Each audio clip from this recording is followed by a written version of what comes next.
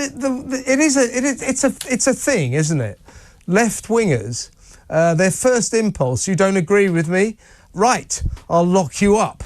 Right, I'll send you to prison. Dissent will not be tolerated. It's coming out of Keir Starmer right now in spades, this, isn't it?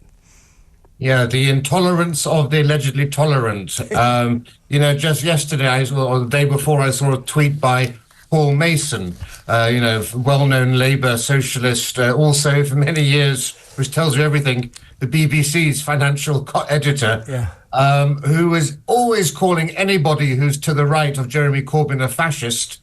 And yet, of course, he was calling for the immediate shutdown, the complete shutdown of Twitter, of X, for Elon Musk to be banned from the country, absolutely supporting every sort of measure that you would associate with authoritarianism and fascist dictatorship. And unfortunately, we have to remember, the book 1984 was about a radically left-wing government. It wasn't about a far-right fascist government.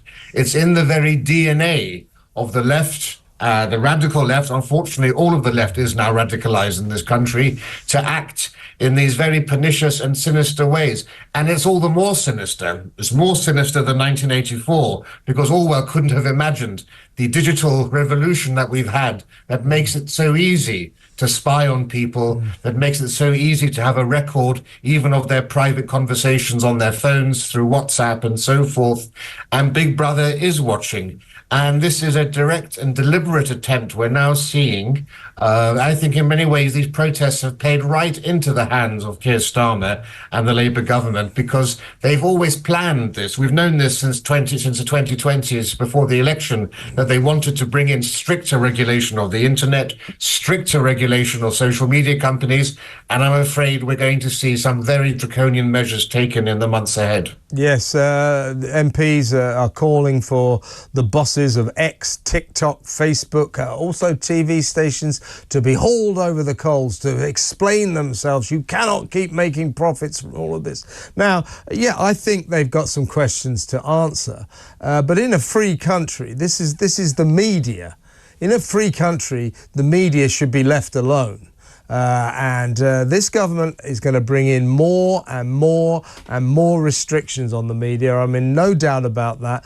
And I am suspicious about the relish with which our Prime Minister and his henchmen are announcing that all of you who disagree with this, you'll all be put in prison very, very quickly. It's showing their true colours, isn't it? Yeah, and of course, many of the comments that the media elite, the legacy media, and the political class regard as being incendiary are actually views that are held by the normal people in this country. That's how far the window has gone. Things that you would have expected, mainstream parties to express in the 80s and 90s, that's now beyond the pale in terms of what you can and cannot discuss. And of course, they are scared of the new media, of social media platforms that encourage free speech like X, because they run counter to the established narrative. If it wasn't for places like X, we wouldn't know about the Muslim armed gangs rampaging through the streets. We wouldn't have seen them, beating up people, going into pubs. We would only have been given the sanitized, the approved version, which is that all of the violence is coming from one side only, rather than the true picture is that there are problems on both sides here. This is why people are scared in the political class of the free speech platforms like X.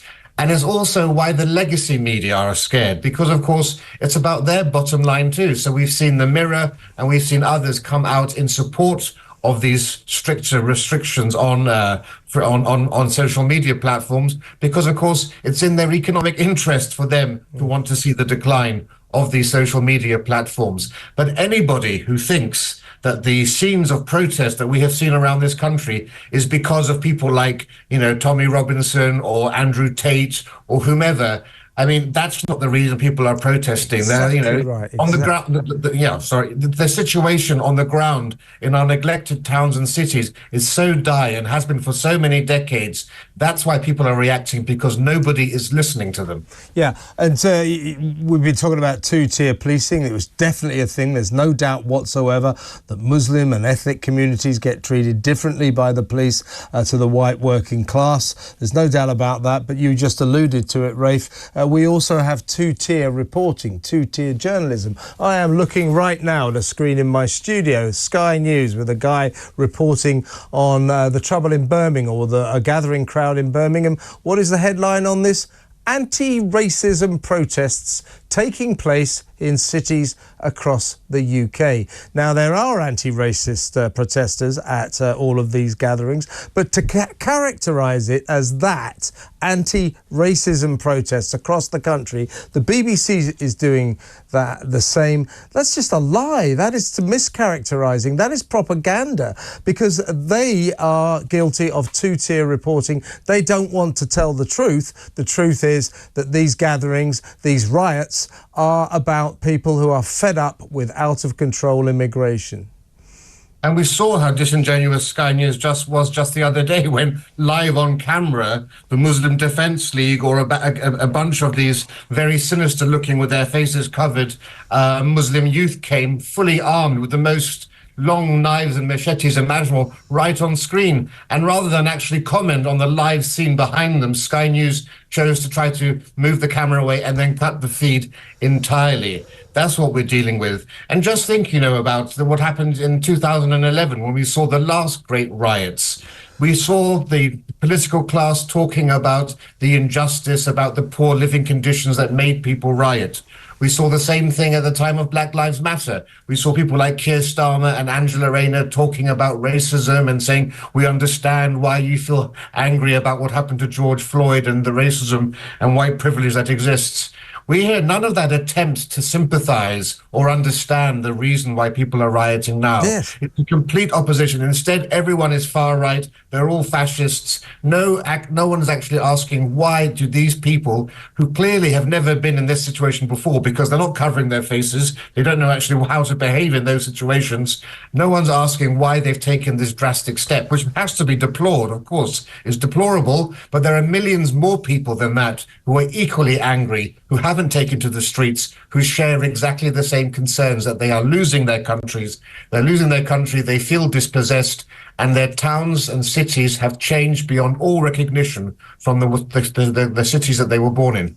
And what do you make of this? I've been asking everyone this tonight, and I'll be fascinated by your response, Rafe. We've got this Prime Minister and his cabinet cronies. They're constantly being asked, what is the cause of this unrest, this unprecedented level of unrest across the country? The answer is always something along the lines of this: we've made 400 arrests. This kind of lawlessness will not be tolerated. Yeah, fine. What is the cause? This is pure crime. It is not protest. That's not true. It is protest. Why? What do you make of the fact that our Prime Minister, our leader, and his henchmen just will not confront the reality of what is causing this? They won't even talk about it. They just treat it purely as a law and order issue. It is far more than that, isn't it? Why won't they talk about it?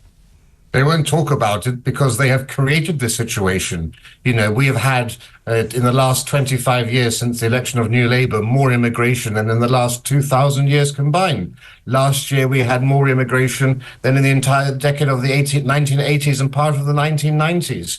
We've seen the importation into this country of vast numbers of people from culturally incompatible nations. We've seen shocking increase in rape, in violence against women, in homophobia, in anti-Semitism. We've seen Britain's now the leader of acid attacks, honor killings. The Metropolitan Police now has a witchcraft department training police officers in how to detect child abuse linked to witchcraft. You have gangs with machetes on the streets. This country has been is basically in a spiral of decline, and it's at the hands of the Labour Party and the Conservatives that this has happened. And how on earth can they put their hands up to this whole thing and admit that they are the ones who have essentially built a tinderbox that we now see igniting? And I'm afraid it's only going to get worse. We're just in the foothills of what's going to be a very, very messy future, where we're going to see increased strife, increased violence like this, because all of the sociological studies, all of the economic studies show that the increased ethnic diversity on local neighborhood levels leads to a reduction in social trust, leads to an increase in crime, an increase in the deterioration of towns and cities. And essentially, people become much more untrustworthy towards each other. And this is only going to increase. And to bookend this excellent discussion, this crisis, this situation will not be solved by the Prime Minister indulging his tin pot socialist dictator tendencies by chucking all dissenters in jail, will it? Well, what we're going to see is yet more of an attempt to try to push this out underground, to silence opposition, to silence critics. But all that does is it make things worse. The very reason that we're seeing the unrest we're seeing is because nobody has been listening to the great British public, exactly. The white working class who are at the coalface of all of this, who see the dark side of diversity every single day. They have voted in, the Tories in the Red Wall voted in, nothing happened. Labour's not doing anything about it. That's why we're seeing this. So trying yet again to come down like a ton of bricks on the great British people is only going to backfire, is only going to make things worse, and is going to make a very, very, tense situation only more extreme.